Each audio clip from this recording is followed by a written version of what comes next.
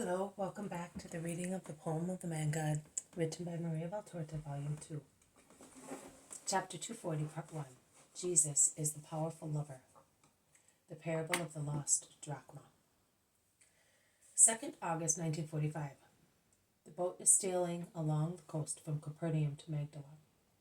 Mary of Magdala is for the first time in her wonted posture of a convert. She is sat on the bottom boards at the feet of Jesus, who instead is sitting sternly on a little bench. The Magdalene's face is today quite different from what it looked like yesterday. It is not yet the radiant countenance of the Magdalene running to meet her Jesus every time he goes to Bethany, but it is already free from fear and terror. And her eyes, which were as downcast as they had previously been impudent, are now serious but confident, and in her dignified gravity there is now and again a sparkle of delight when she listens to Jesus speaking to the apostles or to his mother and Martha. They are talking of the kindness of Porphyria, who is so simple and loving, of the hearty reception of Salome, and of Bartholomew's and Philip's women. Philip says, "If my daughters were not still so young, and their mother were not so adverse to letting them wander about, they would follow you too, Master. Let their souls follow me. That is also holy love. Philip, listen, your elder daughter is about to be betrothed, is she not?" "Yes, Master. A worthy wedding and a very good groom. Is that right, Bartholomew?" "Yes, it is true. I can guarantee that because I know the family. I could not accept to be the man proposing the deal, but I would have done it willingly, knowing for certain that a holy family was being formed, had I not been obliged to be near the Master. But the girl asked me to tell you to forget about it. Does she not like the groom? She is wrong. Young people are mad. I hope she will change her mind. There is no reason to refuse a very good match unless... No, it's not possible," says Philip. "Unless what? Go on, Philip," urges Jesus. "Unless she loves another man. But it is not possible. She is never out of the house, and at home she leads a sequestered way of life. It is not possible." "Philip, there are lovers who enter also the most private of houses, who know how to speak to those they love, notwithstanding all the barriers and close watching. Those who overcome every objection of widowhood, of youth, although well protected, or other kinds of obstacles, and take the girls or women they want. And there are also lovers who cannot be refused, because they are overbearing in their desire and alluring in overcoming every resistance, even the demons. Your daughter loves one of those, and the most powerful one. But who? One of Herod's court? That is not powerful. One of the proconsul's household, a Roman patrician? I will never allow that. The pure blood of Israel will have no contact with impure blood, even if I should kill my daughter." "Don't smile, Master. I am in agony." "Because you are like a restive horse. You see shadows where there is nothing but light. Do not be upset. Also the proconsul is but a servant, and his patrician friends are servants, and Caesar is a servant." "You must be joking, Master." "You wanted to frighten me. There is no one greater than Caesar, and there is no greater master than he is." "I am, Philip." "You? You want to marry my daughter?" "No, her soul. I am the lover who enters the most secluded houses, and hearts locked with 7 keys. It is I who know how to speak notwithstanding barriers and close watching. It is I who demolish obstacles and take what I want to take, pure people and sinners, virgins and widowers, people free from vices and slaves of vices. And I give everyone a new, unique, regenerated, beatified, eternally young soul.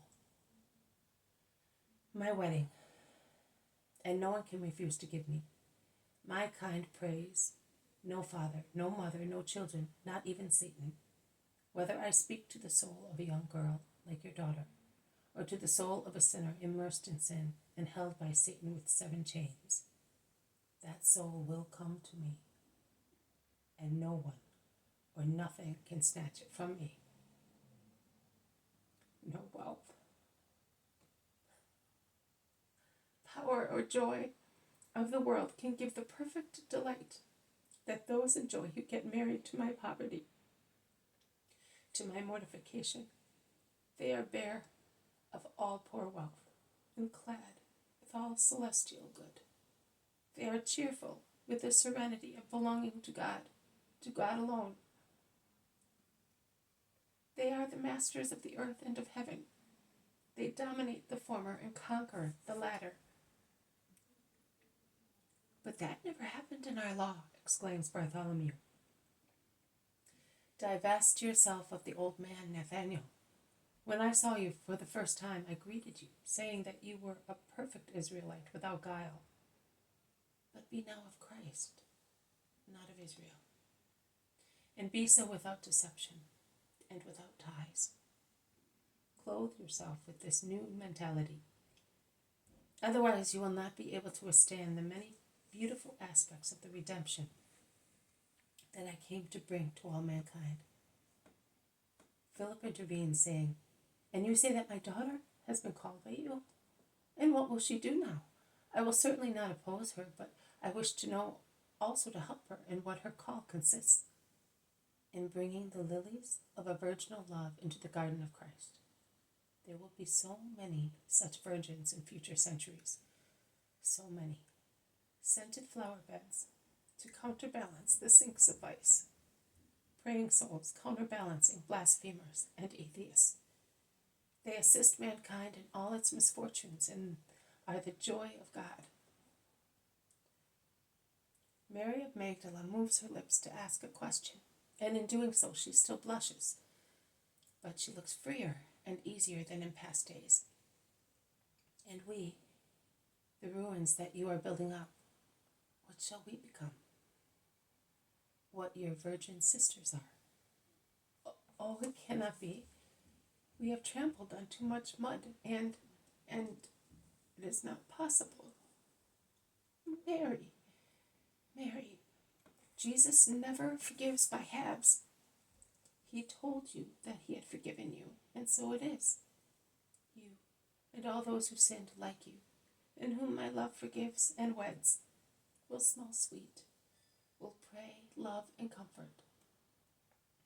As you are aware of evil and capable of curing it, wherever it is, your souls are martyrs in the eyes of God.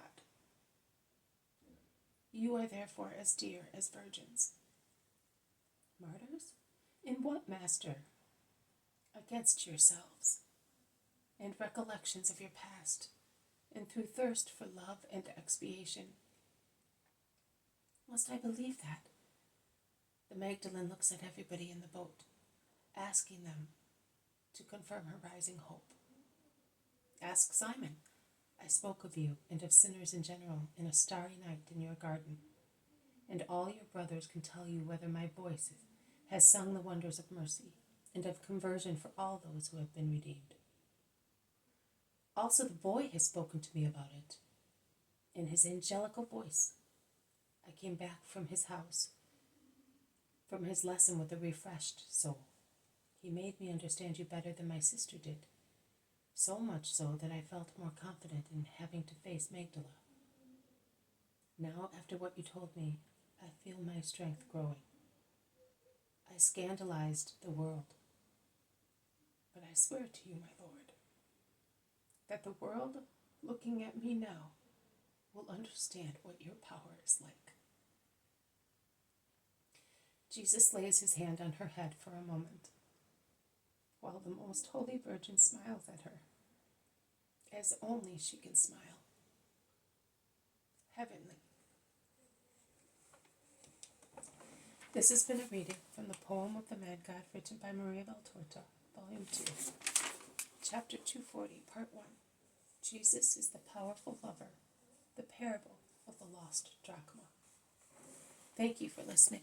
I will see you tomorrow. May God bless you, and may peace be with you.